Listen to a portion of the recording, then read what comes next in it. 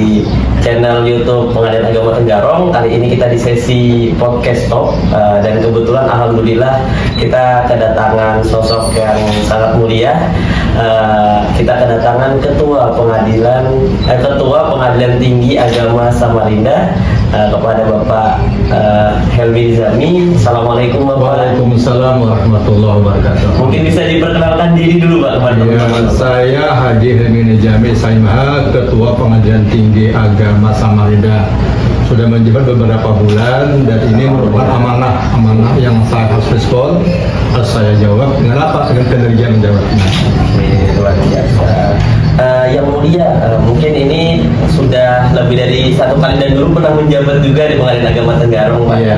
Mungkin ada nggak sih Pak perubahan yang signifikan dari zaman di era Bapak hingga Pengadilan Agama Tenggarong saat ini? Ada nggak sih Pak perubahan yang? Jadi kalau kita merefleksi Pengadilan Agama Tenggarong ini, zaman saya memang zaman tradisional, zaman manual. Okay. Sekarang jauh berubah sekali, zaman digital sekarang ini luar biasa. Sampai dibuat pemilihan Ibu Ketua ini luar biasa juga inovasinya ini. Inovasi gamersik namanya ya. Tapi intinya itu semua adalah merupakan menjawab tantangan respon masyarakat dalam rangka memberikan pelayanan kepada masyarakat. Jadi outcome kita itu adalah pelayanan kepada masyarakat. Service excellent, Pak. Excellent, oke, itu yang terbaik itu ya.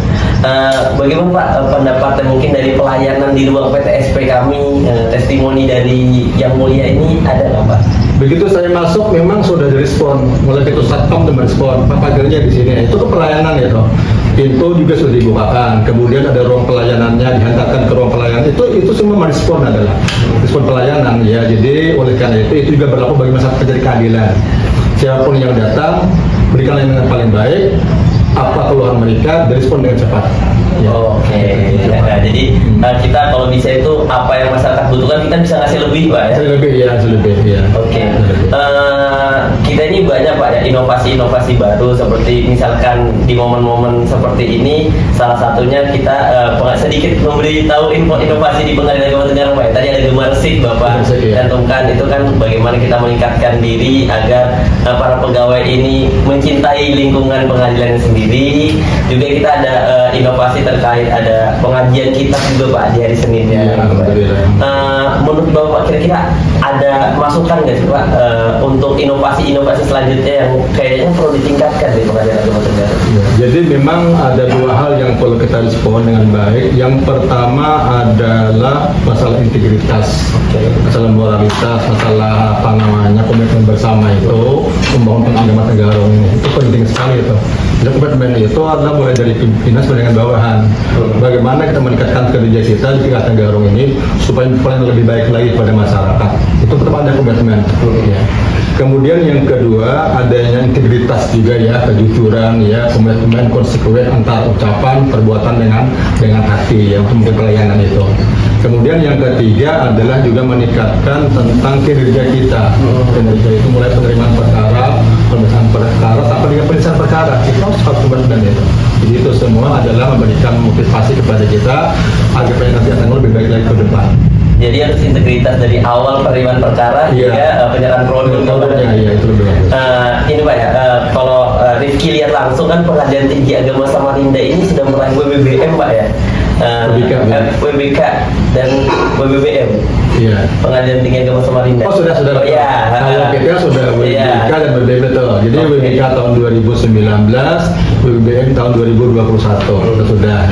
Alhamdulillah Pengadilan Agama Tenggarong ini kan kita senantiasa berjuang Pak. Walaupun dua kali ini belum mendapat hasil yang maksimal Pak. Kira-kira ada nggak sih Pak tips dan trik gimana caranya supaya jadi memang kiat untuk memperoleh WBK itu yang pertama adalah komitmen bersama lagi untuk mengadakan perubahan, baik perubahan pola pikir, perubahan budaya kerja untuk menciptakan kondisi wilayah bebas korupsi dan kondisi bersih dan melayani. Itu dulu pertama, semacam himatul aliyah, niat yang tinggi, himatul qawiyah, niat yang kuat untuk itu. Tanpa denda mungkin akan tercapai. Itu yang pertama kuncinya. Kemudian yang kedua kuncinya adalah kerja keras, kerja cerdas, dan kerja ikhlas. Bagaimanapun polisi mesti berjuang. Perjuangan perlu keikhlasan, perjuangan perlu kecerdasan. Nah, jadi yang kedua ini kita bekerja dengan cerdas, bekerja dengan ikhlas, dan bekerja dengan keras, bekerja lebih baik ya. Itu yang kedua. Yang ketiga memang ilmu zikir itu mesti dikuasai. Saya menyebut program itu apa saja isinya. Iya. Kemudian tentang apa namanya SDM seperti apa isinya. Kemudian akuntansi seperti apa isinya. Itu dikuasai betul. Kemudian yang keempat itu masalah pengawasan juga, bagaimana pengawasan itu. Ini penting juga pengawasan ini. Pengawasan ini kan pengawasan struktural dan pengawasan fungsional. Iya. Nah, struktural itu pengawasan asal langsung ke bawahannya. Kalau fungsional itu pengawasan dari Wasbid, dari HW daerah itu pengawasan fungsional. Itu pun diaktifkan kembali itu. Dalam rangka membangun logika itu. Kemudian yang terakhir yang keenam itu outputnya itu ada pelayanan.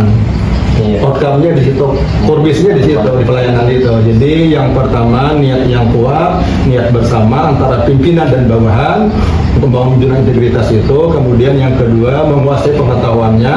Kemudian yang ketiga kerja keras, kerja cerdas, kerja ikhlas. Oke. Itu kuncinya itu.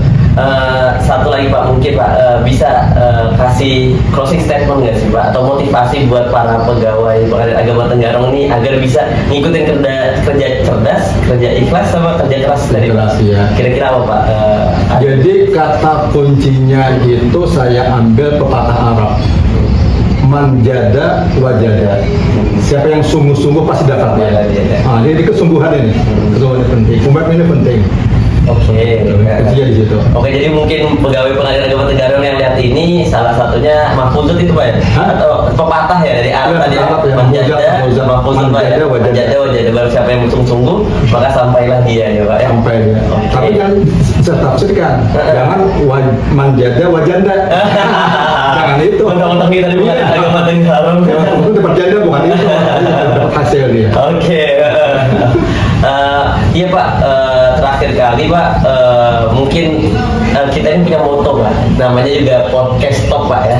Top itu transparan, optimal, dan profesional.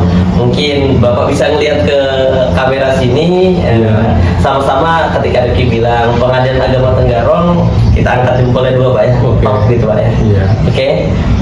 Pengadilan Dan Agama Tenggarong top. Oke, satu kali lagi boleh diulang Pak? Top itu apa topnya? Transparan, Optimal. profesional. Oh, oke. Oke. Ulang ya. 1, 2, 3. Pengadilan Agama Tenggarong top. Transparan, Transparan, optimal, optimal, dan profesional. Fungsional.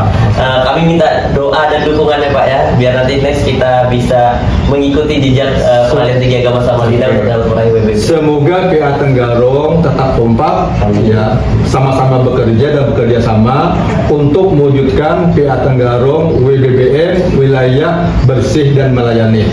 Ikuti jejak Pengadilan Tinggi Agama Samarinda. Insya Allah berhasil. Amin, Kuncinya amin. siapa sungguh-sungguh pasti dapat. Oke. Manjada wajada. Oke, terima kasih para sobat pengadilan agama Tenggarong, sobat Etam telah menonton video ini. Semoga nanti ada nilai-nilai yang bisa kita terapkan ya, nggak cuma di pengadilan agama Tenggarong, tapi juga bisa diterapkan di dalam kehidupan sehari-hari. Mungkin itu saja yang dapat saya sampaikan. Mohon maaf Bapak. Terima kasih atas waktunya. Wassalamualaikum warahmatullahi taala wabarakatuh.